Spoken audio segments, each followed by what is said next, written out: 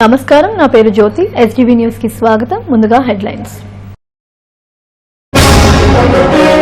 విశాఖలో రెండో విడత పట్టాల పండుగకు ఏర్పాట్లు సిద్ధం. ఈ నెల 26న సీఎం చేతుల మీదుగా 20,000 మందికి పట్టాలు పంపిణీ చేస్తామన్న మంత్రి గంట. బీచ్ రోడ్లో వ్యాపారి విక్రమ్ దమీజా హత్య కేసును ఛేదించిన పోలీసులు. అపార్ట్మెంట్ మేనేజర్తో పాటు బీహార్, జార్ఖండ్లకు చెందిన 2 అరెస్ట్, మరో 6 కోసం గాలింపు. చుక్కలనంటిన టమాటా ధర బహిరంగ మార్కెట్లో 110, రైతు బజారులో 70 పైమాటే. మరో 20 రోజులు ఇదే ధరలు ఉంటాయంటున్న వ్యాపారులు. విశాఖ జిల్లాలో మరో 153 ఎకరాల భూ ట్యాంపరింగ్. సిట్ అధికారులకు ఫిర్యాదు చేసిన ఎమ్మెల్యే విష్ణుకుమార్ రాజు.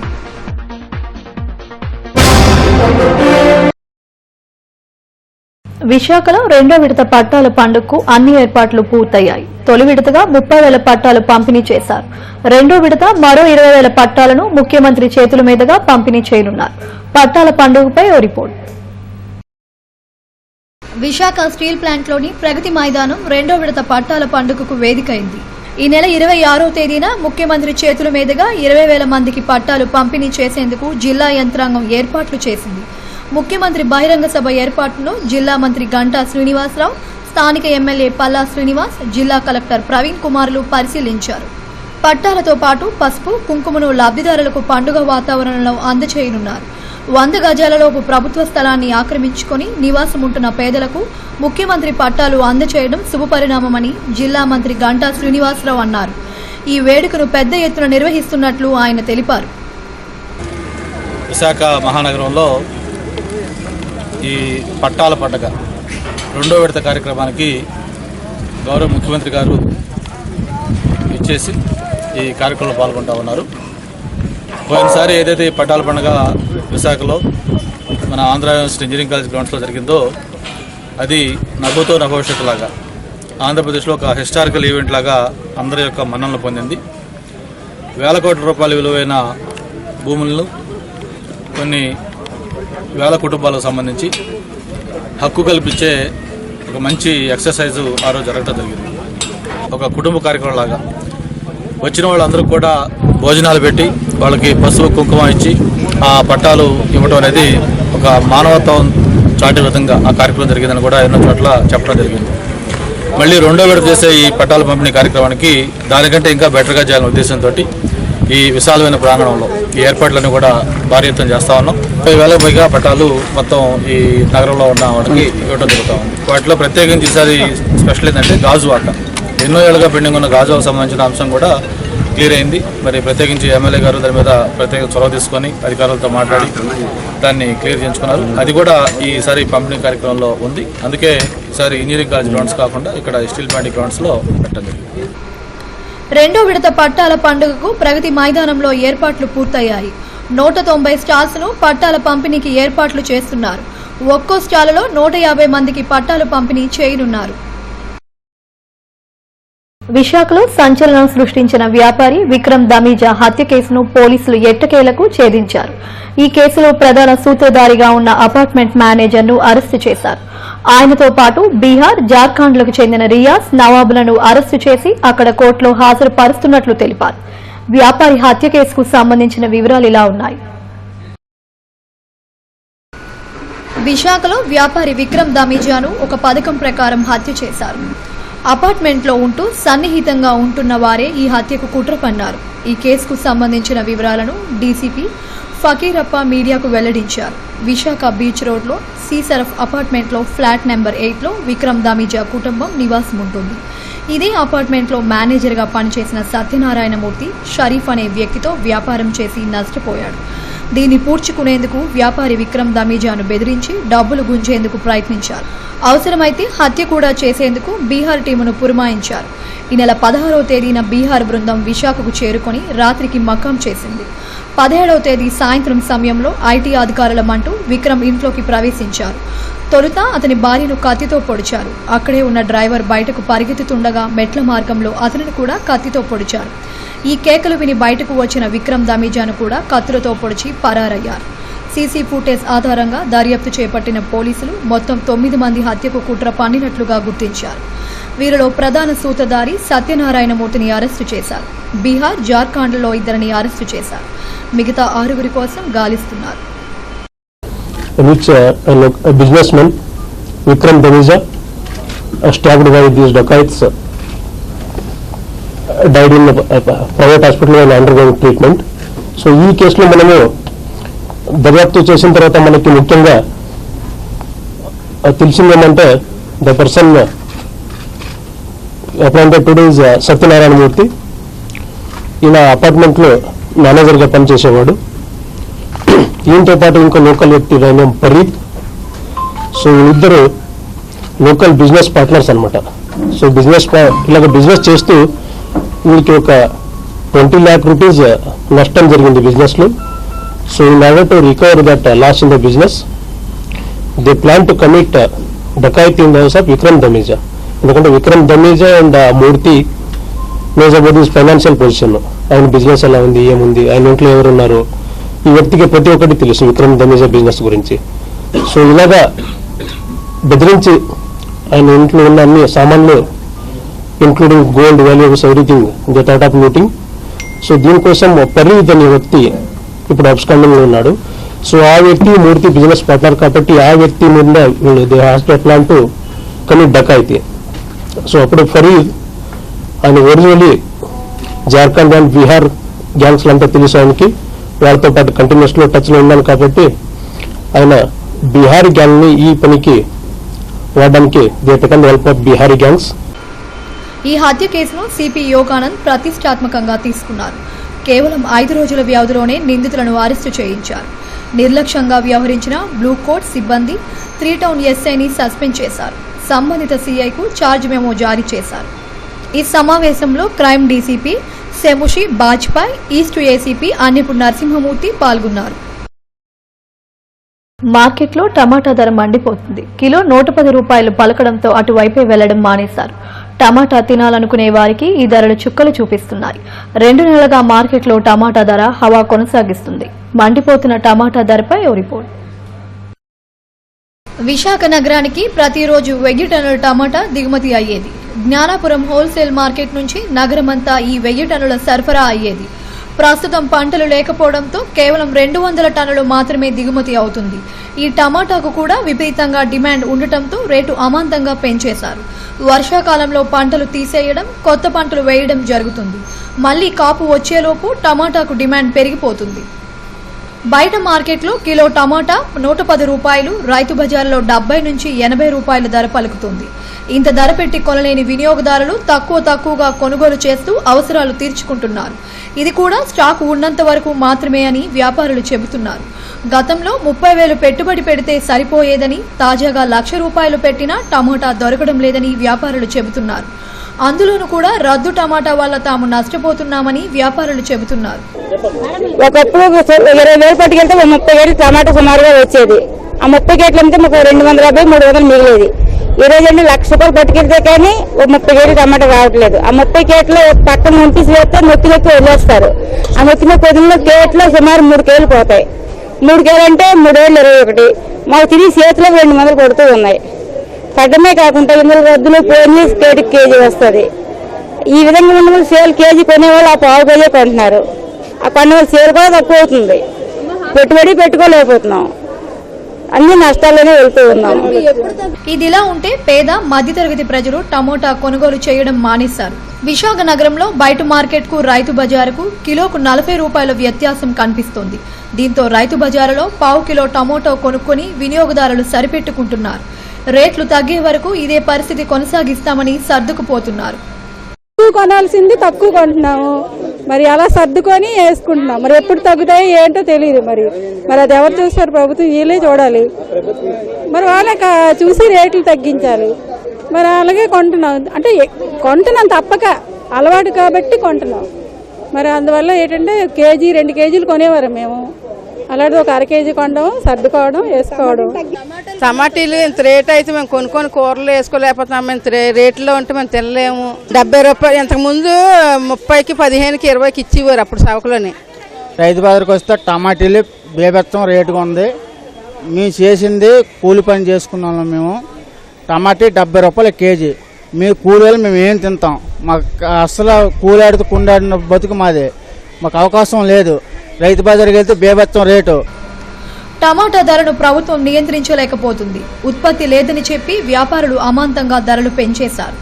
2 నెలల క్రితం కిలో టమాటా 20 నుంచి 30 రూపాయలు ఉండే ధర అమాంతం 110 రూపాయలకు పెంచారంటే దళారుల పాత్ర ఎంతవరకు ఉందో అర్థం చేసుకోవచ్చు. ప్రభుత్వం ఇకనైనా స్పందించి టమాటా ధరను నియంత్రించాల్సిన అవసరం ఎంతైనా ఉంది. 10-12 ఉండవలసిన టమాటా కాస్త 100 రూపాయల్లోకి చేరుకోవడంతో ఇటు పేదవాళ్ళు అటు మధ్యతరగతి వాళ్ళు టమాటా వైపు చూడాలంటేనే భయాందోళనకు గురవుతున్నారు. రైతు బజార్లో ప్రతి కాయగూరలు కొనుగోలు చేస్తున్నారు, కానీ టమాటా వరకు వచ్చేసరికి 100 రూపాయలు చేతికిస్తే కనీసం కిలో టమాటా కూడా సరిగా రావటం లేదని చెప్పేసి పేదలు చాలా ఆగ్రహం చేస్తున్నారు. ఇక కూలీనాలు చేసుకున్న వాళ్ళైతే టమాటా సంగతి మర్చిపోవాల్సిందే. ఎప్పుడు టమాటా తగ్గుతుందా, ఎప్పుడు ప్రభుత్వం మాకు మంచిగా చేస్తుందా అని చెప్పేసి ఎదురు చూస్తున్నారు. కెమెరామెన్ శివతో హారిక, SDV విశాఖపట్నం. భూ కబ్జాదారుల గుండెల్లో సిట్ అధికారులు దడిపుట్టిస్తున్నారు. ఇప్పటికే ఒక ఎమ్మెల్యేపై కేసు నమోదు చేశారు. అందిన ఫిర్యాదులపై క్షేత్రస్థాయి దర్యాప్తును ప్రారంభించారు. మరోవైపు ఎమ్మెల్యే పెన్మెస్న విష్ణుకుమార్ రాజు సుమారు 150 ఎకరాల భూ కబ్జా కోణంపై సిట్కు ఫిర్యాదు చేయడం సంచలనమైంది. భూ కబ్జాలపై ఓ రిపోర్ట్. విశాఖ జిల్లా కబ్జాదారుల కోరల్లో చిక్కుకుంది. సిట్కు అందిన 2200 ఫిర్యాదులే ఇందుకు నిదర్శనం. వందలాది ఎకరాల ప్రభుత్వ, ప్రైవేట్ భూములను ట్యాంపరింగ్ చేసి రికార్డులు తారుమారు చేశారు. ఈ 2200 కేసుల దర్యాప్తునకు సిట్ రంగం సిద్ధం చేసింది. విశాఖ జిల్లాలోని భూ కబ్జాలపై ఉత్తర ఎమ్మెల్యే పెనుమెస్న విష్ణుకుమార్ రాజు సిట్కు ఫిర్యాదు చేశారు. పాయకరావుపేట మండలం రాజవరంలో సర్వే నెంబర్ 126/1లో 146 ఎకరాల ప్రైవేట్ భూ రికార్డులు ట్యాంపరింగ్ చేశారని, అలాగే భీమిలి మండలం చిట్టివలసలో 41 ఎకరాలు, విశాఖ మాధవదారలో 7 ఎకరాల భూ కబ్జా చేశారంటూ ఎమ్మెల్యే ఫిర్యాదు చేశారు. పెందుర్తి మండలం ముదుపాక వందలాది ఎకరాల ప్రభుత్వ భూములను కాజేసి కబ్జా చేశారంటూ ఆరోపించారు. కానీ వారి పర్వ్యూలోకి వస్తుందా లేదా అనేది ఒక సెపరేట్ ఇష్యూ. బట్ ఏది ఏమైనప్పటికీ ప్రభుత్వం నియమించిన ఒక స్పెషల్ ఇన్వెస్టిగేషన్ టీం కాబట్టి ఒక ప్రజాప్రతినిధిగా నేను చెప్పవలసిన విషయాలని చెప్పి వారికి చెప్పడం జరిగింది. ఇది ఒకటే కాకుండా కొంత గవర్నమెంట్ ల్యాండ్ సర్వే నెంబర్ 13లో మాధవదార్లో కూడా ఒక కబ్జా రూపంలో కొంతమంది వ్యక్తులు ఆక్యుపై చేసుకుని ఉన్నారు. అది 13/3 2 acres ఆఫ్ ల్యాండ్. అది 2013 నుంచి కూడా ప్రభుత్వం తరపున ఎవరూ కూడా కౌంటర్ కూడా వేయలేని పరిస్థితి ఉంది. ఇప్పటివరకు 2013 నుంచి హైకోర్టులో ప్రభుత్వము తరపున మనము కౌంటర్ కూడా వేయలేదంటే దాన్ని బట్టి ఈ కబ్జాదారులు ఎంత పవర్ఫుల్గా ఉంటారనేది ఒక్కసారి మనం అర్థం చేసుకోవాల్సిన అవసరం ఉంది. అట్లాగే ఈ జీపీస్ కూడా వారు సరైన ఇన్ఫర్మేషన్ అధికారులు ఇవ్వలేని మూలాన వేయలేదో, లేకపోతే ఇంకా ఏదన్నా కారణంతో వేయలేదో అనేది కూడా వారి దృష్టికి నేను తీసుకురావడం జరిగింది. ఇదొక్కటే కాకుండా పాయకరావుపేటలో కూడా ఈ రికార్డ్స్ ట్యాంపరింగ్ అయ్యి సుమారు ఒక 130 ఎకరాల ల్యాండ్ రికార్డ్స్ ట్యాంపరింగ్ చేయటం జరిగింది. ఇవన్నీ కూడా ప్రైవేట్ ల్యాండ్సే, ప్రభుత్వం ల్యాండ్స్ కాదు. అది కాకుండా కూడా ఇంకా భీమిలి దాంట్లో కూడా మనం ఇన్ఫర్మేషన్ ఇవ్వటం జరిగింది. రాజవరంలో అది పాయకరావుపేట సుమారు 144 ఎకరాలు. 144 ఎకరాలు కూడా ఒక ఇల్లీగల్ ట్రాన్సాక్షన్స్ చేయటము, ఇవన్నీ కూడా నాకు కంప్లైంట్ ఇస్తే అవన్నీ కూడా వారికి సబ్మిట్ చేయడం జరిగింది. అట్లాగే చిట్టివలస భీమిలిలో ఒక 41 ఎకరము కూడా ఇదే విధంగా ట్యాంపరింగ్ అయ్యి కొంతమంది అధికారులు సహకరించారు. అవన్నీ కూడా ఎంక్వైరీ చేయమని చెప్పి సిట్ వారికి అధికారులకి అందరికీ కూడా నేను విన్నవించుకోవడం జరిగింది. వారు కూడా కంప్లీట్గా డీటెయిల్డ్గా విన్నారు. తర్వాత మేము చేయవలసిన రీతిలో తప్పనిసరిగా మేము యాక్షన్ తీసుకుంటామని చెప్పి వారు చెప్పడం జరిగింది. 13/3 కబ్జా అది ఎప్పటి నుంచే ఉంది. వాళ్ళు సనపల్లి సీతారాం అనే వ్యక్తి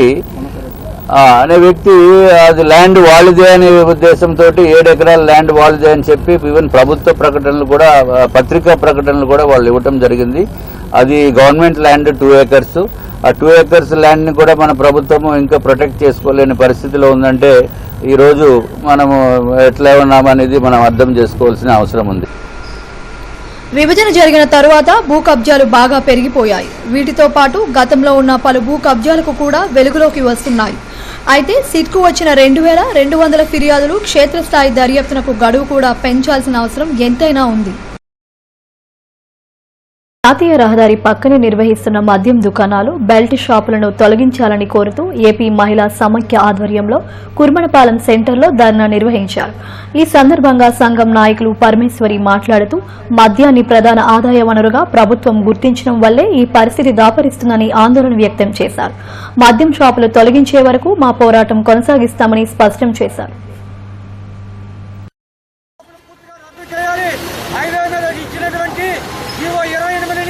ఉపసంహరించుకోవాలి. దశల వారీగా మద్యాన్ని నియంత్రించాలి. మహిళలు ఆ బెల్ షాప్ అసలు అక్కడికక్కడే ధ్వంసం చేస్తున్నారు. ఎందుకంటే మద్యం మాకొద్దు, మద్యం వల్ల చాలా ప్రాణాలు పోతున్నాయి. మానసికంగా మగవాళ్ళు పాడైపోతున్నారు. యూత్ ఈ నెల 24వ తేదీన చోడవరంలో షుగర్ ఫ్యాక్టరీ ఆవరణలో జిల్లా తెలుగుదేశం పార్టీ సమన్వయ కమిటీ సమావేశాన్ని నిర్వహిస్తున్నట్లు రూరల్ అధ్యక్షుడు యలమంచిలి ఎమ్మెల్యే పంచకల్ల రమేష్ బాబు వెల్లడించారు. ఎన్టీఆర్ భవన్లో ఆయన మీడియాతో మాట్లాడారు. జిల్లాలోని 15 నియోజకవర్గాల సమన్వయ కమిటీలు, ఇన్ఛార్జ్ మంత్రి, జిల్లా మంత్రులు కూడా హాజరవుతారని చెప్పారు. ఆ రోజు మధ్యాహ్నం 3 గంటలకు బహిరంగ సభ కూడా నిర్వహిస్తామని తెలిపారు. తమ పార్టీ ప్రభుత్వం చేస్తున్న ప్రజా సంక్షేమ కార్యక్రమాలను ప్రజల్లోకి తీసుకెళ్తామని తెలిపారు. జిల్లా సమన్వయ కమిటీ మీటింగు నెలకొకసారి జరిగే ఇన్ఛార్జి మంత్రి ఆధ్వర్యంలో జరిగే మీటింగ్ని ఒక నెల రూరల్లో, ఒక నెల అర్బన్లో పెట్టాలి అని చెప్పి కొత్త ఇన్ఛార్జి మంత్రి చినరాజప్ప గారు ఆలోచన చేసి రేపు 24వ తారీఖు చోడవరంలో అర్బను, రూరల్ 15 నియోజకవర్గాల సమన్వయ కమిటీ మీటింగు షుగర్ ఫ్యాక్టరీ ప్రాంగణంలో జరగబోతా ఉంది. అక్కడి నుంచి పలు అభివృద్ధి సంక్షేమ కార్యక్రమాలకు శంకుస్థాపనలు, ప్రారంభోత్సవాలు ఇన్ఛార్జి మంత్రి, స్పీకర్ కూడా వస్తూ ఉన్నారు. జిల్లా మంత్రులు అయ్యన్న పాత్రుడు గారు, గంటా శ్రీనివాసరావు గారు, 15 నియోజకవర్గాల నుంచి 13 మంది ఎమ్మెల్యేలు, 2 నియోజకవర్గాల ఇన్ఛార్జీలు, ఎవరైతే ఆహ్వానితులు ఉన్నారో వాళ్ళు కలిపి భారీ ఎత్తున ఒక పబ్లిక్ మీటింగ్ కూడా ఆ రోజు 3 గంటలకి అడ్రస్ చేయడం జరుగుతూ ఉంది. రైల్వేలోనూ ఇతర ప్రభుత్వ సంస్థల్లో ఉద్యోగాలు ఇప్పిస్తామంటూ నిరుద్యోగులను మోసం చేస్తున్న 5గురిని గాజువాక పోలీసులు అరెస్టు చేశారు. దీని వెనుక ఉన్న ముఠా కోసం దర్యాప్తు చేస్తున్నారు. సౌత్ ఏసీపీ రామ్మోహనరావు ఈ ముఠాకు సంబంధించిన వివరాలను మీడియాకు వెల్లడించారు. వివరాల్లోకి వెళ్తే Nathayyapalem Sri Venkateswara security and placement పేరిట మ్యాన్ పవర్ సప్లై సంస్థను ఎన్ ఆనంద్ కుమార్, ఎం నాగరాజులు నిర్వహిస్తున్నారు. ప్రభుత్వ ఉద్యోగాలు కల్పిస్తామంటూ ప్రకటనలు ఇవ్వడంతో అది చూసి చెల్లిబోయిన ఈశ్వరరావు అనే వ్యక్తి వీరితో జతకట్టాడు. ఈ ముగ్గురు పత్రికల్లో వచ్చిన ప్రకటనలు చూసి ఆయా సంస్థలకు మ్యాన్ పవర్ సప్లై చేస్తామంటూ సంప్రదించారు. ఈ క్రమంలో శ్రీకాకుళం జిల్లా రాజాంలో ప్లేస్మెంట్ సంస్థను నిర్వహిస్తున్న సింగ్, అభిమన్యు రెడ్డిలతో పరిచయం ఏర్పడింది. ఈ 5గురు కలిపి స్టీల్ ప్లాంట్లోనూ, రైల్వేలోనూ ఉద్యోగాలు ఇప్పిస్తామంటూ నిరుద్యోగులను నమ్మించి వారి వద్ద నుండి లక్షలాది రూపాయలు వసూలు చేశారు. 2015 నుంచి ఈ మోసం జరుగుతూనే ఉంది. ఎంతసేపటికి తమకు కాల్ లెటర్ రాకపోవడంతో కొంతమంది నిరుద్యోగులు ప్రశ్నించారు. దీంతో స్టీల్ ప్లాంట్ పేరిట నకిలీ వెబ్సైట్ రూపొందించి డబ్బులు చెల్లించిన కొంతమందికి దానిని చూపించే ప్రయత్నం చేశారు. ఉద్యోగాన్ని బట్టి 4 లక్షలు, 12 లక్షల చొప్పున 14 మంది నుంచి లక్షలాది రూపాయలు వసూలు చేశారు. ఎంతకీ ఇవ్వకపోవడంతో బాధితులు పోలీసులను ఆశ్రయించారు. దీంతో ఏసీపీ రామ్మోహన్ ప్రాథమికంగా ఉన్న సమాచారం మేరకు ఈ 5గురిని అరెస్టు చేశారు. ప్రధాన సాయి భార్గవుల కోసం గాలిస్తున్నట్లు చెప్పారు. ఈయనకి కజిన్ అవుతాడు. ఆయన మొదలవలస నాగరాజు అని రైల్వే ఎంప్లాయీ. వీళ్ళిద్దరూ కలిసి దీన్ని స్టార్ట్ చేశారు. అయితే ఇందులో ఈ చెల్లబోయిన ఈశ్వర్ ప్రసాద్ అన్న అతను ఈయన పెందుర్తిలో ఉంటాడు. ఇలాంటి ఈ సెక్యూరిటీ ప్లేస్మెంట్స్కి ఎవరినన్నా అవసరమైతే వాళ్ళని ఇటు డైవర్ట్ చేస్తుండేవాడు అనమాట ఈ వెంకటేశ్వర ఇన్స్టిట్యూట్. భూముల ఆక్రమణలపై ఫిర్యాదులు అందుకున్న సిట్ దర్యాప్తును ముమ్మరం చేసింది. బాధితుల ఫిర్యాదు మేరకు పెందుర్తి మండలం నర్వ గ్రామంలో దర్యాప్తు నిర్వహించారు. సిట్ డీఎస్పీ కృష్ణవర్మ ఆధ్వర్యంలో గ్రామ కంఠంలో భూ ఆక్రమణలపై వివరాలు ఆరా తీశారు. గ్రామానికి చెందిన గన్రెడ్డి శివశంకర్ ఫిర్యాదుతో దర్యాప్తు నిర్వహిస్తున్నామని ఆయన తెలిపారు. జెర్రిపోతుల పాలెంలో 10.2 ఎకరాల భూమి ఆక్రమణకు గురైందని, మరో ఫిర్యాదుపై కూడా స్థల పరిశీలన చేశారు.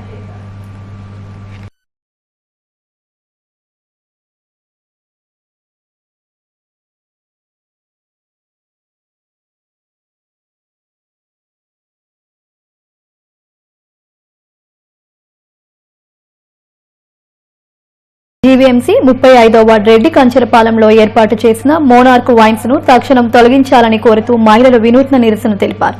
నోటికి నల్ల రిబ్బన్లు ధరించి మద్యం షాపులు ఎత్తివేయాలంటూ ధర్నా చేశారు. గుడికి బడికి సమీపంలో మద్యం షాపులు ఏర్పాటు చేసి ఈ ప్రాంత ప్రజలు మనోభావాలు దెబ్బతీస్తున్నారని మాజీ కార్పొరేటర్ బొట్టా ఈశ్వరమ్మ ఆరోపించారు. తక్షణం మద్యం షాపులను తొలగించాలని డిమాండ్ చేశారు.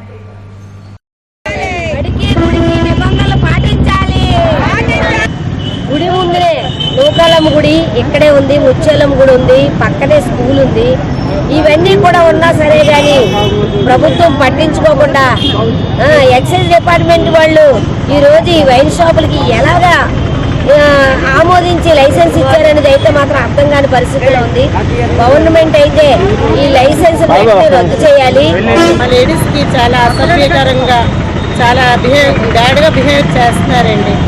లేడీస్ నైట్ టైం మేము డ్యూటీల నుంచి రాలేకపోతున్నాం. ప్రోగ్రామ్ చేసి వెళ్ళిన ఒంటి మీద కనీసం వాళ్ళ బట్టలు లేకుండా చాలా అసభ్యంగా ప్రవర్తిస్తున్నారు.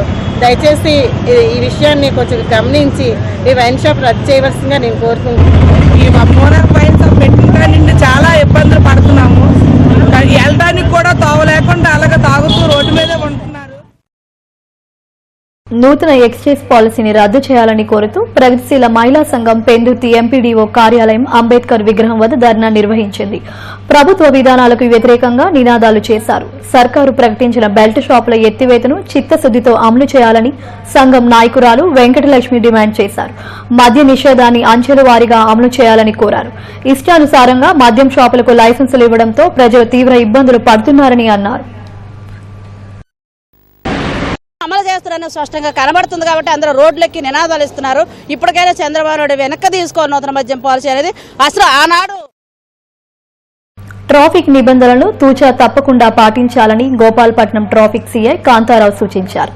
గోపాలపట్నంలోని ఎస్వీఎల్ఎన్ జూనియర్ కళాశాల డీఈడీ కాలేజ్ విద్యార్థులకు ట్రాఫిక్ పై అవగాహన కల్పించారు. మైనర్లు డ్రైవింగ్ చేస్తే కఠిన చర్యలు ఉన్నాయని చెప్పారు. తల్లిదండ్రులు హెల్మెట్ ధరించాలని విద్యార్థులు చెప్పాలని అన్నారు. ట్రాఫిక్ నిబంధనలు పాటించడం ద్వారా ప్రమాదాలు నివారించవచ్చునని తెలిపారు. ఈ కార్యక్రమంలో ఎస్ఐ ఉమా మహేశ్వరరావు, కళాశాల అధ్యాపకులు, విద్యార్థులు పాల్గొన్నారు. వస్తుంటారు మాతో ఆర్గ్యుమెంట్ చేస్తే మాకు రిక్వెస్ట్ చేసి కన్సిడర్ చేస్తాం. జనరల్గా ఎవరైనా గవర్నమెంట్ ఉద్యోగం అటెండర్ కూడా పవర్ఫుల్ మీరు అనుకుంటారు. ఏమో ఆడ టైం వచ్చి ఫైన్ వేసేస్తాం. పిల్లలకి ఏంటంటే చదువు వస్తుంది కానీ సంస్కారం రావట్లా, కల్చర్ లేదు, తగ్గిపోతుంది రోజు రోజు చూస్తున్నాం కదా. కారణం ఏంటి మరి? ఆన్లైన్ వాళ్ళు ఫీల్ అవుతారు. మీటింగ్ పెట్టి సార్ మామూలు విషయం మీరు చాలా ఎక్కువ వైద్యులు అంకిత భావంతో సేవలు అందిస్తేనే మంచి ఫలితాలు వస్తాయని విశాఖ ఎంపీ కంబంపాటి హరిబాబు అన్నారు. రామా టాకీస్ రోడ్లోని రీజనల్ కంటి ఆసుపత్రిలో 15 లక్షల ఎంపీ నిధులతో సమకూర్చిన నూతన కంటి వైద్య పరికరాలను ఆయన ప్రారంభించారు. పేద రోగుల ఉపయోగం కోసం ఏర్పాటు చేసిన ఈ ఆసుపత్రిని ప్రతి ఒక్కరూ ఉపయోగించుకోవాలని కోరారు. ఈ కార్యక్రమంలో ఎమ్మెల్యే విష్ణుకుమార్ రాజు, ఆసుపత్రి సూపరింటెండెంట్ నరసింహారావు తదితరులు పాల్గొన్నారు. అన్ని హాస్పిటల్స్ కి సోలార్ వాటర్ హీటర్ సిస్టమ్స్ పెట్టించాం. ఇవాళ అన్ని హాస్పిటల్లో వేడి నీళ్ళ సౌకర్యం కల్పించాం. ఈ విధంగా రీజనల్ ఐ హాస్పిటల్కి వస్తే మాకు ఈ ఎక్విప్మెంట్ ఉంటే మేము అనేక వందల ఆపరేషన్ చేయగలుగుతాం. జీ హిందీ ఛానల్లో ప్రసారం అవుతున్న సరిగమప కార్యక్రమంలో టాప్ 6 లో తనను అందరూ ఆశీర్వదించాలని సింగర్ సర్ముఖ్ ప్రియా కోరారు. ప్రెస్ క్లబ్ లో ఆయన మీడియాతో మాట్లాడారు. జీ తెలుగు సరిగమతో తన పాటల ప్రస్థానం ప్రారంభమై జీ హిందీ సరిగమప వరకు కొనసాగుతుందని తెలిపారు. టాప్ 6 లో తనకు అందరూ ఓటింగ్ చేయాలని విజ్ఞప్తి చేశారు. సరిగమప లిల్ ఛాంప్స్ లో నాకు చాలా కొత్త విషయాలు నేర్చుకుంది కూడా దొరికాయి. అండ్ నేను స్టార్టింగ్ కెరియర్ కూడా సరిగమపతో స్టార్ట్ చేశాను. 5 years ఎప్పుడైతే నేను 5 years లో ఉన్నప్పుడు 2008 లో సరిగమప లిల్ ఛాంప్స్ 2008 లో నేను పార్టిసిపేట్ చేశాను. అందులో విన్ అయ్యాను తెలుగులోని. అండ్ ఇప్పుడు మళ్ళీ జీ హిందీ సరిగమప చేస్తున్నాను. సో ఇవన్నీ నేను చాలా మంది అంటే సెలబ్రిటీస్ని కూడా కలవడానికి నాకు అయింది. అండ్ నేను మోడీ గారి దగ్గర, ఇంకా ప్రణబ్ ముఖర్జీ గారి దగ్గర, ఇంకా చాలా మంది దగ్గర, మళ్ళీ ఏఆర్ రెహమాన్ సార్, ఆషాజీ, ఇంకా సల్మాన్ ఖాన్, సోహెల్ ఖాన్, అనిల్ కపూర్, అర్జున్ కపూర్, పరిణీతి చోప్రా, ఆయుష్మాన్ ఖురానా అందరి దగ్గర ఆల్మోస్ట్ పాడాను. అండ్ వాళ్ళ ముందు బులెటిన్ ముగించే ముందు హెడ్లైన్స్ మారుస్తారు. విశాఖలో రెండో విడత పట్టాల పండుగకు ఏర్పాట్లు సిద్ధం. ఈ నెల 26న సీఎం చేతుల మీదుగా 20,000 మందికి పట్టాలు పంపిణీ చేస్తామన్న మంత్రి గంట. బీచ్ రోడ్లో వ్యాపారి విక్రమ్ దమీజా హత్య కేసును ఛేదించిన పోలీసులు. అపార్ట్మెంట్ మేనేజర్తో పాటు బీహార్, జార్ఖండ్లకు చెందిన 2 అరెస్ట్, మరో 6 కోసం గాలింపు. చుక్కలనంటిన టమాటా ధర బహిరంగ మార్కెట్లో 110, రైతు బజారులో 70 పైమాటే. మరో 20 రోజులు ఇదే ధరలు ఉంటాయంటున్న వ్యాపారులు. విశాఖ జిల్లాలో మరో 153 ఎకరాల భూ ట్యాంపరింగ్. సిట్ అధికారులకు ఫిర్యాదు చేసిన ఎమ్మెల్యే విష్ణుకుమార్ రాజు.